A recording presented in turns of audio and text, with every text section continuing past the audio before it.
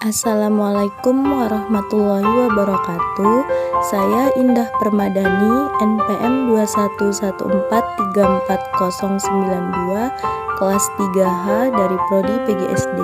Baiklah, di sini saya akan menjelaskan tentang pengelolaan pendidikan. Baiklah, yang pertama saya akan menjelaskan tentang pengertian pengelolaan pendidikan. Jadi, pengelolaan pendidikan merupakan serangkaian kegiatan merencanakan, mengorganisasikan, memotivasi, mengendalikan, dan mengembangkan segala upaya di dalam mengatur dan membudayakan sumber daya manusia, sarana dan prasarana untuk mencapai tujuan pendidikan. Jadi, pengelolaan pendidikan dapat diartikan sebagai upaya untuk menerapkan kaidah-kaidah dalam bidang pendidikan. Nah, selanjutnya, mengapa harus ada pengelolaan pendidikan di dalam pendidikan? Karena pada hakikatnya, pendidikan merupakan proses membangun peradaban bangsa.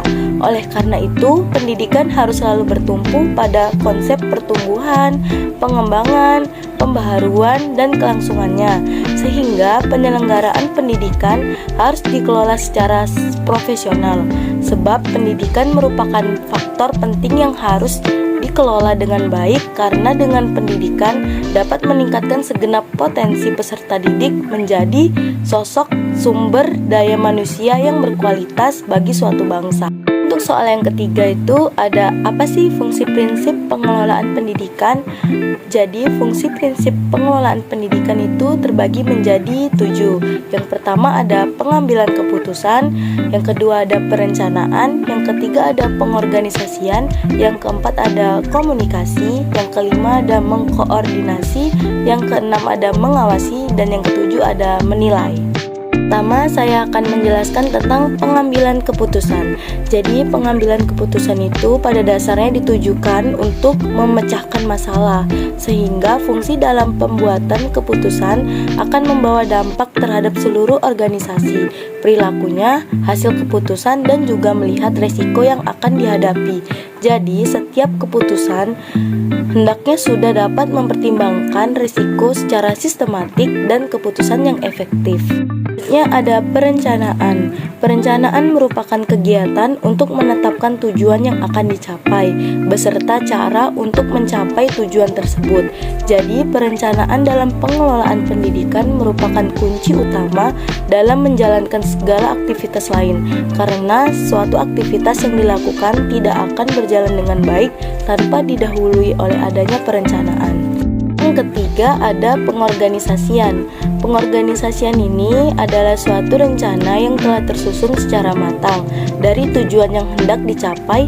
Tanpa pengorganisasian, suatu rencana tidak dapat berhasil karena tindakan pengorganisasian menjabatani kegiatan perencanaan dan pelaksanaan. Yang keempat ada komunikasi. Komunikasi ini ialah menyalurkan informasi, ide, penjelasan, perasaan, pertanyaan dari orang yang satu kepada orang yang lain, atau dari kelompok yang satu kepada kelompok yang lain, untuk dapat mengenali sikap perilaku para anggota organisasi secara sendiri-sendiri atau berkelompok. Yang kelima ada mengkoordinasi. Mengkoordinasi yaitu kegiatan untuk mempersatukan saran, bahan, dan sumber-sumber lain untuk pencapaian tujuan yang telah disepakatin. Yang ketujuh ada mengawasi. Mengawasi adalah suatu fungsi dan prinsip untuk melihat apa yang terjadi sesuai dengan apa yang semestinya terjadi. Dan yang terakhir ada menilai. Menilai yaitu kegiatan yang dapat menentukan baik atau tidaknya program-program atau kegiatan-kegiatan yang sedang dijalankan untuk mencapai tujuan yang telah ditentukan. Untuk soal yang keempat, apa pendekatan dalam pengelolaan pendidikan? Jadi, pendekatan dalam pengelolaan pendidikan itu ada 3. Yang pertama, pendekatan organisasi klasik. Yang kedua, ada pendekatan hubungan manusia. Dan yang ketiga, ada pendekatan perilaku.